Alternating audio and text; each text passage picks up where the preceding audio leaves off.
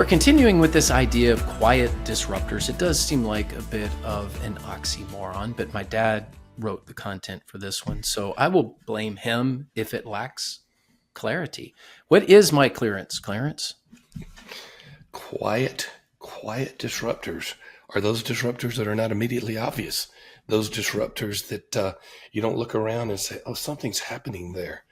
A loud disruptor, it's the illustration we had, someone snoring in the church. That's a disruption in the church. A loud disruptor is a staff member who is all over social media causing all kind of problems for the church. Those are loud disruptors, and they don't always have to be negative. They can be positive disruptors. One of those that we mentioned last time was digital giving and how that has become recurring giving. That has been a quiet disruptor where you don't hear people saying, oh, hadn't our church changed because we're doing recurring digital giving. Few people, but not most people. The offering plate. You still do the offering plate, Sam, but We do. It's down below 50% last time we did a Church Central poll on that. So Church Answer Central.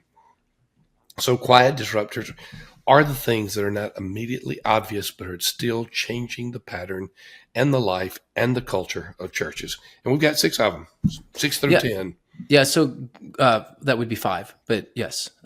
We've got 5 of them, 6 through 10. And we split these up. If you did not get a chance to listen to that first episode, it's just the previous one. So if you're listening in your podcast app and you didn't get a chance to listen to the first one, please go back and listen to it after this one. And if you're watching on YouTube and you've just happened to land on this video, there is a part 1, just so you know. Dad, let me take you to a blast from the past. Let me take you to a disruptor that is totally unseen or quiet, as you were saying, and that is the issue of parking relative to like 50, 60 years ago. Mm-hmm. So 50, 60 years ago, when our parking lot was built with our church, it was built appropriately. The parking lot size matched the capacity of the worship space. That's just hard to believe now that I know it. Yes, but the reason is when our worship space was built in the early 60s, people only had one car. So the whole family would come together in one vehicle. Now you've got mom and dad coming in separate vehicles, maybe pulling a child or two, but then teenager who drives also brings his or her own vehicle. So we have the same size parking lot, but we don't have the parking spaces that we need, even for the same amount of people that would be in the building. Have you talked to Brown about this? I did. In fact, at the time of this recording, just this morning, You have talked to Brown about this. I talked with Brown Church Development Group about this. They are helping us solve our problems. My church is now engaging with them to kind of work through a master plan and to figure things out. So this is a quiet disruptor that has crept up on the church, and a lot of people don't realize that your parking lot may be a mismatch to the capacity of your building. As we have grown as a church, it has become a very real problem for us. So that's just one example of a quiet disruptor that maybe you haven't noticed. I know that's not in the show notes, parking lots. It's current to you because you just talked to Brown about it. It is current to me. But let's walk through this. So let's walk through some demographic realities. And the first one are mobility rates. So I love to hear when people, I want to go into correction mode. So I have to be careful. Because I can come across as a know-it-all, and I don't. I know that's just shocking to everyone. I don't know it all. But when people say, "Oh, those young people, they're always moving," I want to be like, "What are you talking about? Those millennials, they're always they move all the time," and it's like, no, they don't. Mobility rates in the United States. So we're talking specifically to the U.S. here. Mobility rates in the United States are at all-time lows, and it used to be when the baby boomers were coming of age, 60s and 70s, 1 out of 4 or 5 in a community would move. You were part of that. You were the kid who was part of that constant movement. Mm-hmm. Now the mobility, so that's like a 25%, 20 to 25% mobility rate. Well, that mobility rate is now well below 10%. Amazing. So, and the people that are moving today, guess what? It's still baby boomers. You know, they're retiring and they're moving. So the youngest, this is the least that the youngest generation, the younger two generations, Gen Z and millennials, has moved since pre-World War II. And of course, you would have Gen Alpha with that because they're connected to some of those families. So the three youngest generations are staying put. Some of it's mortgage rate, some of it's other factors, some of it's I don't want to climb the ladder like I used to. You know what? You know what? One of I think is the number one factor when it comes to mobility rates. No, I don't. Most every household is a dual income household. Okay. So in order to move, That's a good point. both mom and dad have to find a new job. That's a good point. And back in the day, when the baby boomers were coming of age, inflation wasn't a thing. I know it was in the early 80s, and I have not, for those of you listening, I've not forgotten about that. But the inflation problem was not an issue in the 60s and 70s like it is now. And it was easier to be a single income home. It just was. There's reasons for that. Maybe people are spending too much, and that's part of the reason, certainly. But now that we have a lot of dual income homes, it's harder to move. So that means what that means for the church. Listen, leaders, if you reach them, you're likely to keep them. The fewer and fewer and fewer of them are likely to move. We're locked into these low interest rates for those of us like me who are blessed to buy when rates were low. Granted, they're still not bad. They're 6-7% on a mortgage. I paid 10% for my first mortgage, Sam. I know. And this is where you get to say, walk through the snow uphill both ways. I'll walk through the fire is what I did. Not through the snow. I was so happy. I was so happy because I assumed a loan at 8%, and I thought they were going to give me the 8. Market rates were 12. They said, no, we're going to split the difference. We're going to give you 10. Regardless, whatever the reason, people aren't moving as much, particularly the younger generation. So this is a disruption in American society that actually benefits the church if you will do the work exactly of reaching them. Exactly.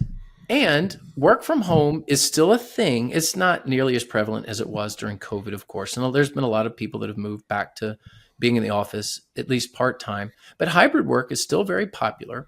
And if you are driving back and forth, commuting to work every day, stats are out there. Wall Street Journal did a big article on this a while back. It was a really good article about people just don't want to drive.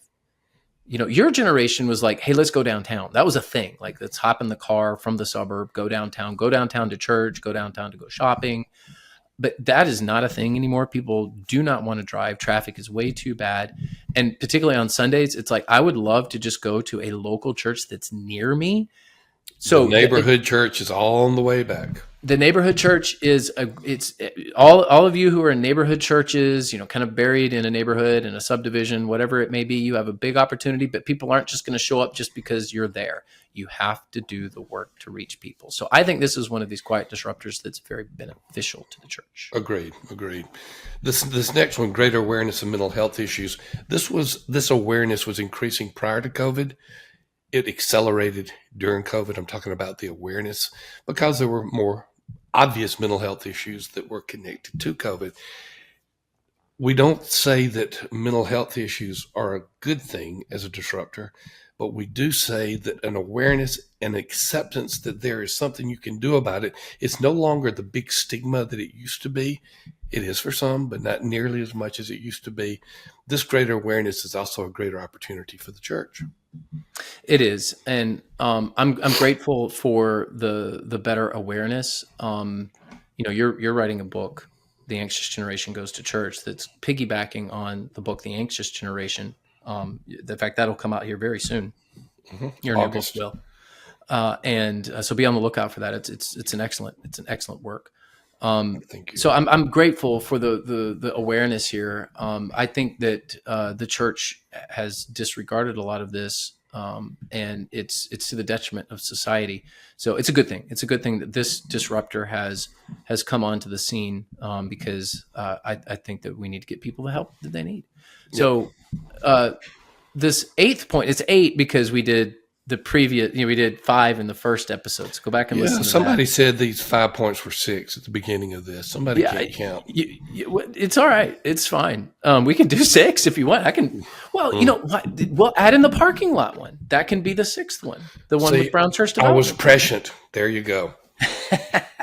I like this one. So the first five were more on the negative side. These are being a little more on the These positive side. opportunities. Yeah, these are more the opportunities. So greater access to theological education. Think about Church Answers University and what that's done, Dad. Oh, I'm just thinking about what it's done in Uganda and the number of students who went through it there that we would have never reached otherwise. I think what it's done for bivocational pastors who don't have access, nor do they want to go through all the days and rigors of theological education for an MDiv or PhD. But in addition to that, theological education for the traditional master's and even doctorate is now more available. But this goes beyond formal degrees. Think about our relatively new ministry, Church Equip. You may not think of it as theological education, but I do, because this is now something, and I love the model because it's only $14.97 for the whole church to take all of these courses per month. Don't per month, that. $14.97 per month for and you can have everybody in your church, and nobody has to pay anything. It's just church. But I'll get away from my marketing. And that's a form of theological education that was not available. Curriculum was available, but this is just to the next level. Theological education was available, but now it's to the next level. This type of church equipment curriculum was available, but now it's to the next level. So I love this greater access to theological education.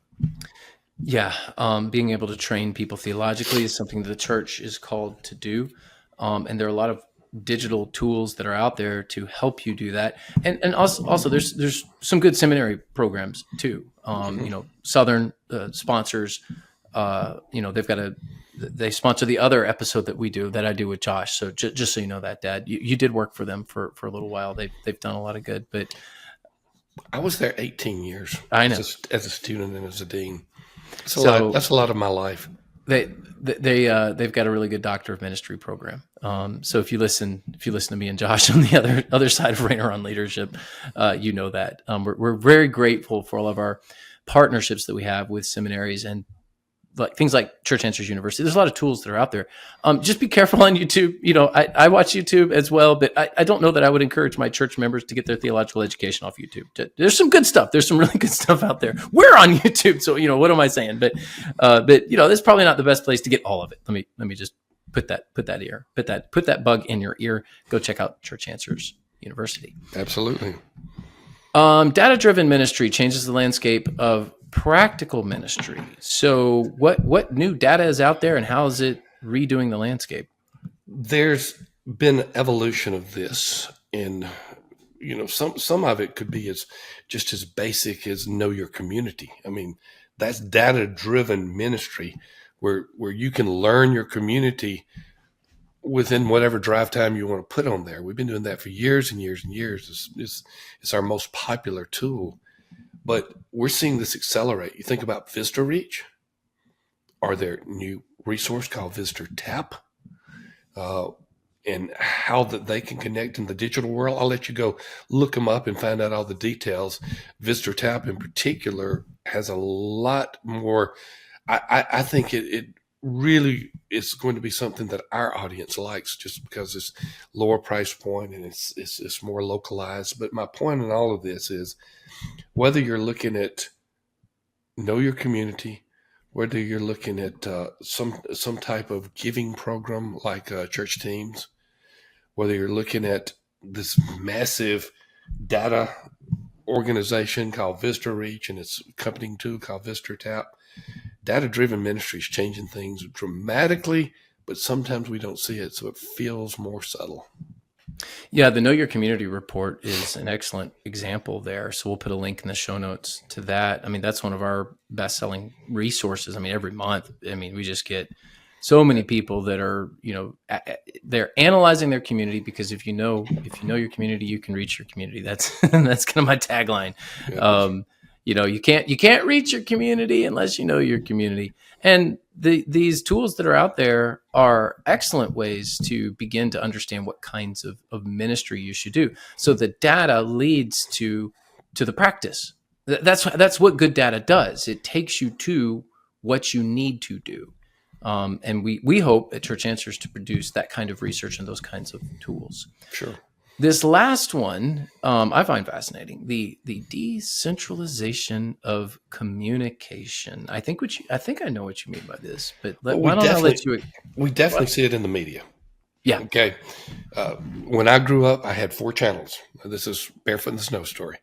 I had a CBS channel, an NBC channel, an ABC, and a PBS channel that if you move the rabbit ears in a certain direction, you could see it kind of fuzzily.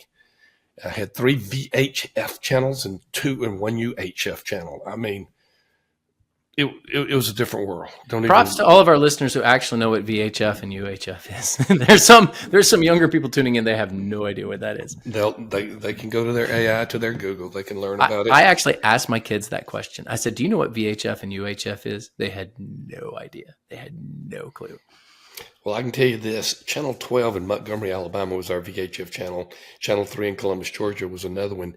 Those came in strong, but Channel 20 UHF channel, also in Montgomery, it was weak. And then I don't remember where the PBS channel was. It was just weird. All right. So, we record these episodes at certain times and it's tough to know when they air, but Ryan Burge, in a Burge Report episode, we actually talked about this and how there are the gatekeepers aren't keeping the gate anymore, right? That's right. So they still exist. These gatekeepers still exist, but they can't stop people from running through. So there is still mass media, centralized media. There are still record companies that filter which albums can be produced. Mm-hmm. But publishers for books. Publishers for books. But if you just want to do it on your own, you can't. So there's it's like the gatekeepers are still there, but there's nobody stopping you from running through the gate anymore. That's exactly it. So I love, as a free market person, I absolutely love the decentralization of communication.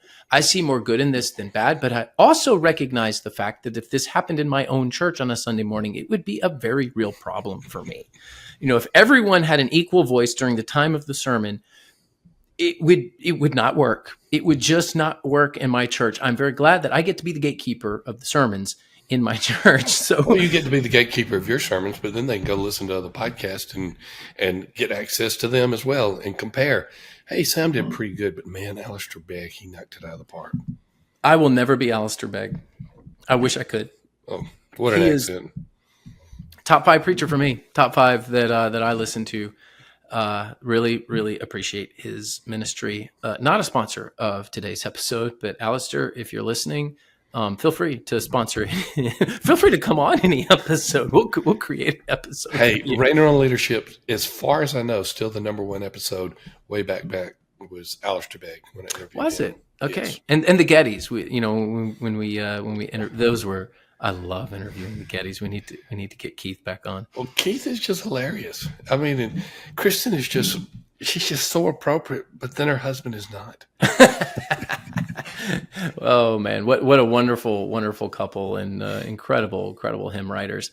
So this decentralization of communication has presented these opportunities for churches like YouTube. I mean, we're on YouTube right now to put your teaching out there. I view this as, again, more positive than negative, although I recognize the downside of not having some gatekeepers, because some of what flows through that gate is harmful. And curation is helpful.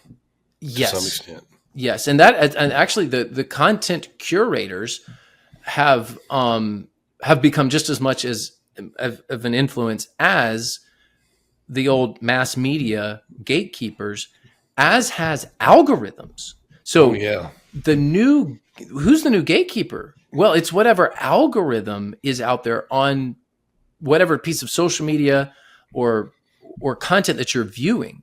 So you're now seeing in most cases, you're seeing what you want to see. And one of the big, controversies over the latest Chat GPT update is that it basically became a feedback loop, that it's now programmed to, in essence, say what you want it to say. And that's very dangerous. That's a very dangerous thing. I know you love your friend You call him Franklin. I do. I do. But But as long as I'm married, I have balance. yes. I can, if there is somebody on the planet who has not been influenced by AI, it is my mother. Maybe, but she may be getting closer and closer to flirting with the enemy. Oh man, that's Because every that's now and scary. then she'll say to me, "Can you check with your friend on something?" Well, let me put it this way. If there is somebody on the planet who has not been influenced by AI, it is my wife and her father, my father-in-law. Your father doesn't know the internet exists, I don't think. No, he's gotten onto eBay. He loves eBay. Philip, who is not listening to this episode, Nor is your wife to nor correct is you. my wife. No, I can actually. You know what? I should take advantage of this. I should make fun of my father-in-law more. So, No. You've got church members. so I used to, and this we'll close the episode with this thought in terms of the decentralization of communication. I used to live tweet back when there was Twitter. It's X now. I used to live tweet all of my father-in-law's sayings when I was Oh, but we at get the his text house. now. But I have been banned. My wife was like, "You are not." But those were some of my most popular tweets. I was like, "Honey, if he created a Twitter account, he would be instantly famous because everything he says is a tweet, and it will enrage people. So on either side, he's brilliant, and people need to know how brilliant he is." Oh, And she was like, "No, he does not want the world to hear his your family brilliance." is grateful that it's in the family thread now. So now it gets into the family text thread. That's where it has to end. So the world should know about Philip Sapp, but through the decentralization of communication, deacon at First Baptist Church, Mount Washington, Kentucky, by the way. Everyone should know who he is, but they won't because I'm not allowed. There is a gatekeeper called Erin Rayner who has shut that gate to her husband. Indeed. Well, thanks for tuning in to today's episode. Certainly want to thank our sponsor, Upward. They've got a great new running program. Engage your community through a 5K challenge. They can tailor training plans to help your runners or walkers get coached or compete. They do this so well. They've got a Run Club app where you can track progress, and it's a fully customizable program that fits your church's timeline. This 5K running challenge is an excellent way to do any number of things, but mainly to connect with your community. Very simple to start. This is an excellent program. Upward Running is really meeting a need that a lot of churches aren't able to do on their own. So, hey, go do a 5K. Call them up. Call Upward up. The way that you can contact them is upward.org/runcoach. Link in the show notes. Upward.org/runcoach. Well, thanks for tuning in to this kind of special, different episode on 10 quiet disruptors. Again, if you did not get a chance to listen to part 1, it's just the previous episode. So we'd love for you to do that. We've got another one coming soon. We'll see you then. Bye.